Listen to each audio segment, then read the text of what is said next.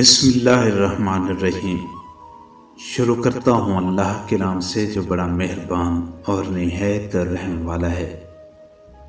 آج کی اس ویڈیو میں ہم بزرگوں کے کچھ سبق آموز اقوال آپ کی خدمت میں پیش کریں گے۔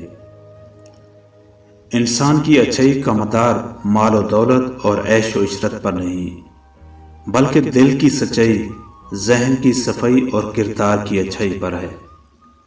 دنیا کا عذاب یہ ہے کہ تیرا دل مردہ ہو جائے۔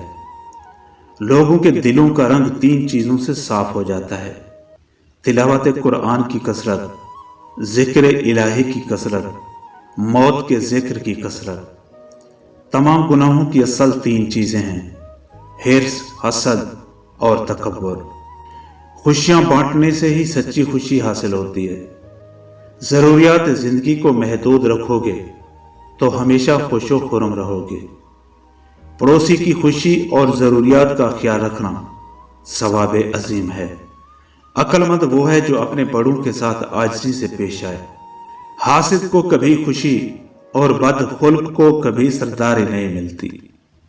اپنی جوانی کے دھوکے میں مت آؤ کہ یہ عنقریب ہم سے لے لی جائے گی۔ گناہگار جب توبہ کے لیے اللہ کو پکارتا ہے تو اس سے پیاری کوئی اور آواز نہیں ہوتی۔ اگر دنیا اللہ تعالیٰ کے نزدیک مچھر کے ایک پر کے برابر بھی کوئی حیثیت رکھتی تو اس میں سے کافر کو ایک گھونٹ بھی نہ ملتا۔